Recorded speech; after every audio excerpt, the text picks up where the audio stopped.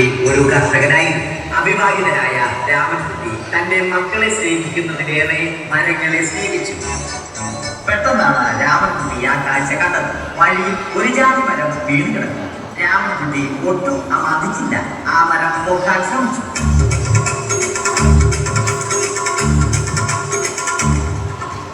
നടക്കുന്നില്ല. പിന്നെയും പിന്നെയും പൊക്കാൻ ശ്രമിച്ചു.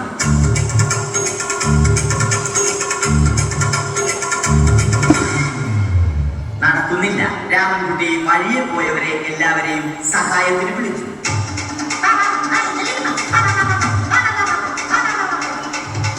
ആരും വന്നില്ല. അവസാനം കുടുംബശ്രീ യൂണിറ്റിൽ തൊഴിലുറപ്പിന് പോകുന്ന പെണ്ണുങ്ങളെ സഹായത്തിന് വിളിച്ചു.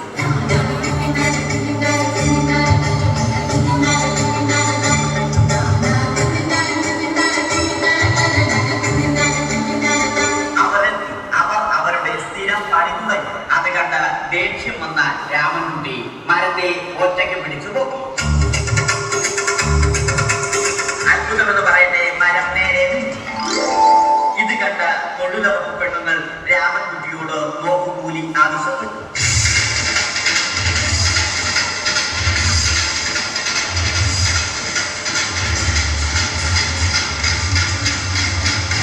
പോക്കറ്റില്ലാത്ത ബനിയൻ ധരിച്ച രാമൻകുട്ടിയുടെ പോക്കറ്റ് വരെ കീറിയിട്ടാണ് പെണ്ണുങ്ങൾ പോയത്.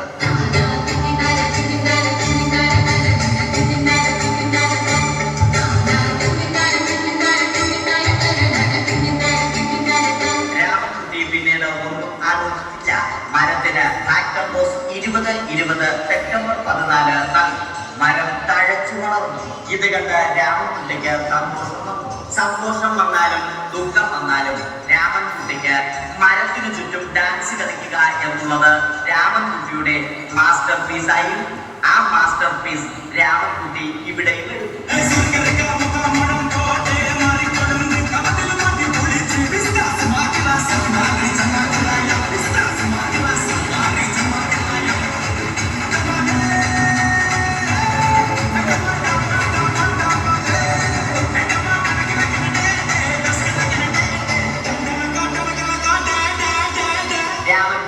ദൈവത്തോടായി പ്രാർത്ഥിച്ചു.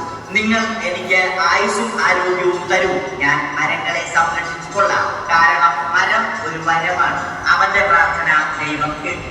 ആ മാവിൽ നിന്നും വീണ തേങ്ങ രാമൻകുട്ടി മോങ്ങാതെ ഇരുന്നു. അപ്പോഴാണ് രാമൻകുട്ടി മറ്റൊരു കാഴ്ച കണ്ടത്. രാഘവൻ വരുന്നു.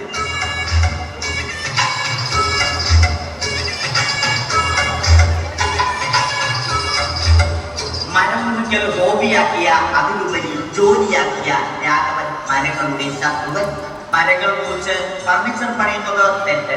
അവനെ ഇതിൽ നിന്നും പിന്തിരിപ്പിക്കണം. അവർ തമ്മിൽ ഒന്നും രണ്ടും പറഞ്ഞു. സംസാരം മൂത്ത് വാക്കേറ്റമായി. അത് പിന്നെ അടിയിൽ കലാശം.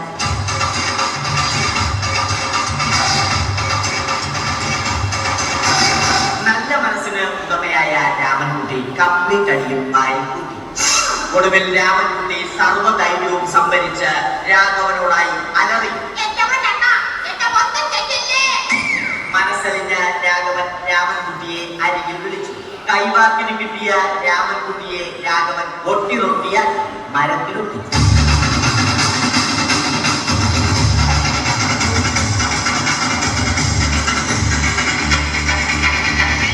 ഇന്നത്തെ പണി കഴിഞ്ഞ രാഘവൻ സംതൃപ്തിയോടെ വീട്ടിലേക്ക് മടങ്ങി.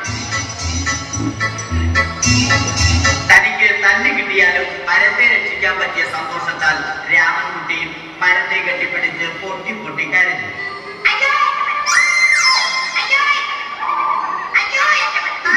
കാരണം മരം ഒരു വരമാണ്. കെട്ടിപ്പിടിക്കൽ ഏറ്റുവാങ്ങിയ മരം നാണം കൊണ്ട് ചില്ലകൾ താഴ്ത്തി. മരത്തെ രക്ഷിച്ച ക്ഷീണത്തിൽ രാമൻകുട്ടി മരച്ചുവട്ടിലിരുന്ന് ഉറങ്ങിപ്പോയി. പെട്ടെന്നാണ് അത് സംഭവിച്ചത്. പ്രകൃതി അതിന്റെ തനി ഗുണം കാണിച്ചു തുടങ്ങി. മഴയും കാറ്റും ഇടിയും വന്നു. അതോടൊപ്പം ഗോളും വന്നു. ഗോളെടുത്ത് രാമൻകുട്ടി പറഞ്ഞു. ഗോൾ കട്ടായി. രാമൻകുട്ടി ദൈവത്തോടായി പറഞ്ഞു. കാറ്റും മഴയും അതൊന്നും ചെവിക്കൊണ്ടില്ല. രാമൻകുട്ടിയുടെ മരം കാലി ഉയർന്നു.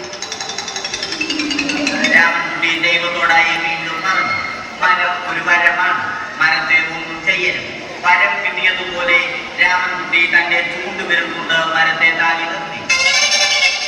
ചൂണ്ടുവിരൽ വളഞ്ഞ് ചൂണ്ട പോലെയായി. ഇനി മീൻ പിടിക്കാൻ കൊള്ളാം. അവസാനം സംഭവിക്കേണ്ടത് സംഭവിച്ചു. രാമൻകുട്ടി അടിയിലും മരം മുകളിലും. അന്ത്യശ്വാസം വലിക്കുന്നതിനു മുമ്പ് രാമൻകുട്ടി ദൈവത്തോടായി ഇങ്ങനെ പറഞ്ഞു: